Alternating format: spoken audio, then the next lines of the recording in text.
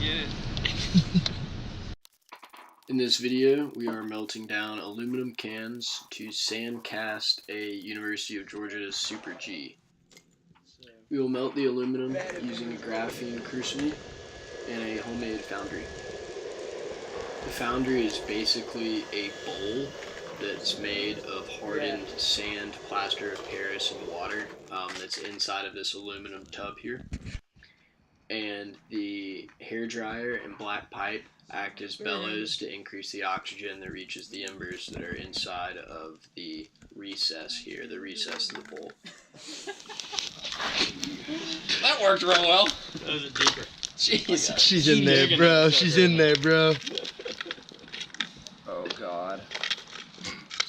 Here we scrape some slag off of the molten mix before taking the crucible out of the foundry to pour the aluminum into muffin tins.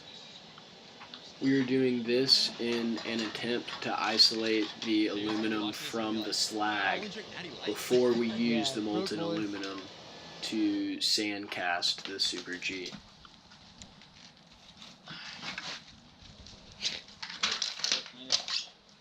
Steady. Oh, I think it's piping hot. Dude, that is literally torture hand hot. I think you P-stroked it. Holy. Give me a good pour. Oh, yeah. Oh, nice. Nice. Second cupcake. Try to get another one. Might be able to. So what we have here is 6 pounds of silica sand, and we have about 0.75 pounds of bentonite clay that we're going to mix together here, and then use a little bit of water to hold it all together. This mix will create the medium for our mold.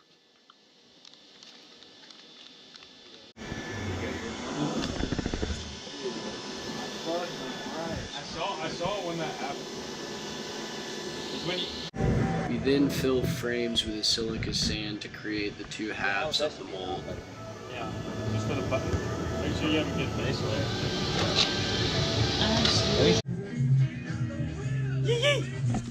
What are we doing, Hannah? You gotta explain the process. Explain the process for All right, us.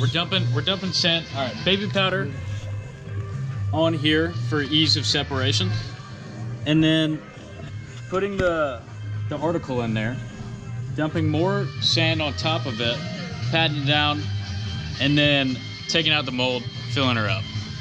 Yeah, baby. Filling her up. We use a 3D printed model of a Super G with a sprue and a riser added to that geometry in AutoCAD. And we 3D print that, and we use that to create the negative in the sand mold. It took some adjusting, but we got something we could work with. From the top, we're gonna melt down our aluminum ingots.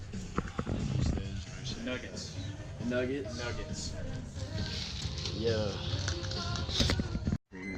The brake rotor is to shield sparks and to hold in some of the heat. You can make a hotter furnace by creating a top out of the same materials as your foundry, the sand, the plaster of Paris, and then the water to mix it together.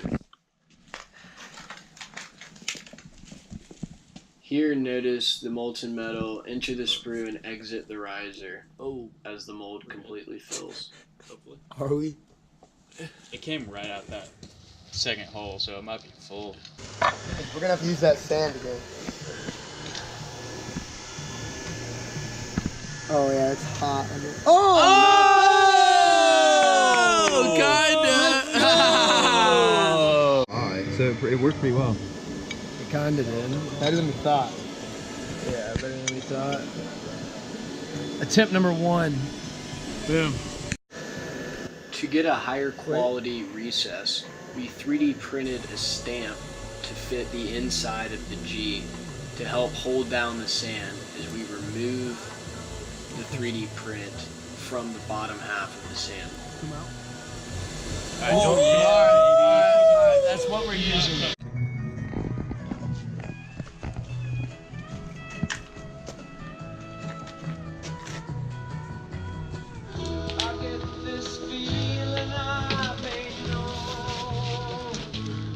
here, more metal would have entered the sprue sooner if the top of the sprue had a recess that helped guide the molten metal down into the mold.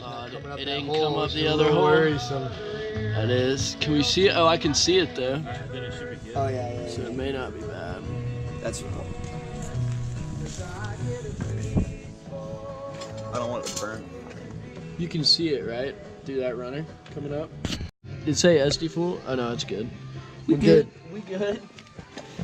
Yeah, Steve. Ooh, Stevie. that looks good. This is still very Not hot. bad.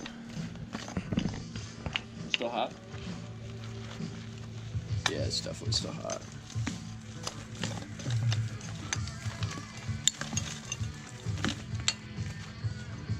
Do you take this to a grindstone or something? And that You can definitely clean this up. You can make that into like something. Yeah, I think that'll work. I think that Yeah, will we just work. have to like machine through the middle right there. Just break. Yep. So that was our first one. We're happy with our second cast, but it needs just a little bit of finishing work.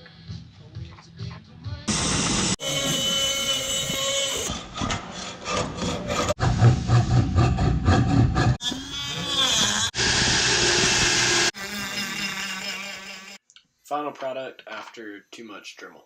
Should we have them hold one and one of us hold the Let's get the where's the other one? So boom, low battery.